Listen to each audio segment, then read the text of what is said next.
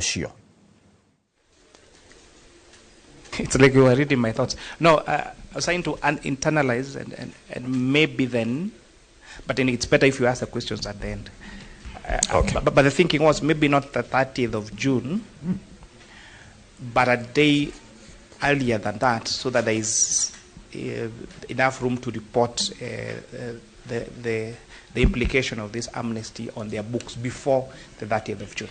Chair, maybe also as we look at that thinking, majorly most businesses report the tax period at 31st December.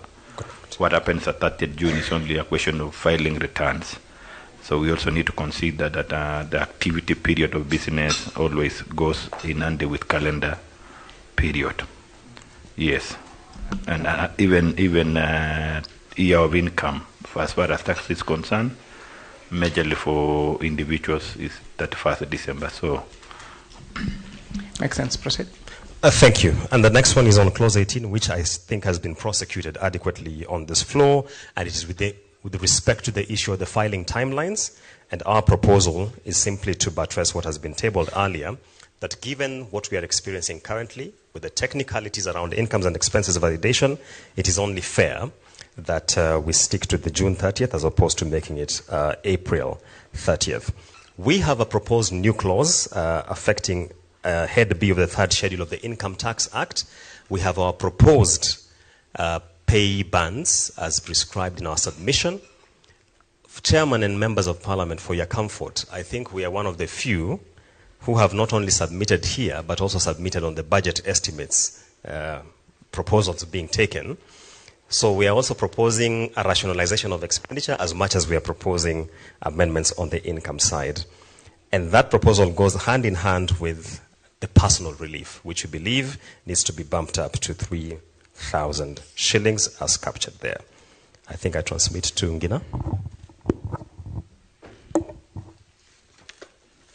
All right, I know I've been quiet this whole time because they always leave me with the controversial clauses.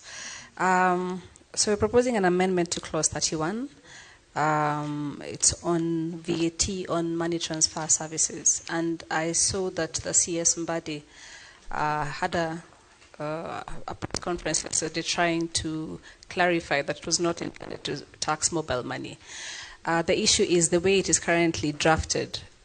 Mobile money is captured. That just means that mobile money now will be subject to both excess duty as well as VAT. And that's a very, very high price. It's going to be punitive for the poor people. We are all supposed to pay all our government fees via M-Pesa, so it's a very, very punitive one. If indeed it is, as CS Mbadi was saying, that the intention is not to tax mobile money, then nothing would be easier than to just put it in law. Because if you leave it as intention, the people, in 10 years' time, nobody will remember that press conference and nobody will remember the meeting. So it is just easier if we put it down in writing. The next proposal is on taxation of locally manufactured phones as well as the ones which have been imported.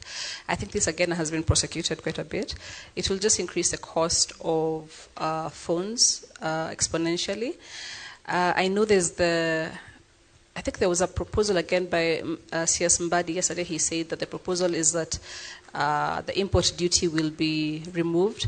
But seeing as it has not happened yet, and we don't know what the EAC will say about it, I would propose that this currently be dropped so that we remain with the current 10% excess duty rather than increasing the cost of phones in Kenya. The last one is a proposal on how you can make life slightly easier for Kenyans. Things are very expensive right now. Kenyans are complaining about the high cost of living. Oil has gone up. So my proposal is something that will not touch the consolidated fund, because we are currently being told that the problem is we need money to pay debt, and debt is paid from the consolidated fund. So how about we pause the collection of the affordable housing levy? It will create some level of peace, a bit of money in the pocket for the Kenyans, a bit of money in the pockets of employers.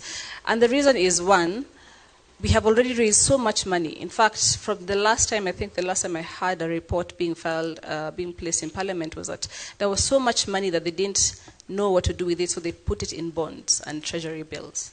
So if we have collected this much money, to build these houses. How about we first pause? I mean, if your children are hungry, you don't continue with the mjengo. First you pause the mjengo, and then you feed the children. Then after then now we can continue. And there's a precedent for this. I think in 1985, I think that's when the capital gains, the 8th schedule to the Income Tax Act was suspended.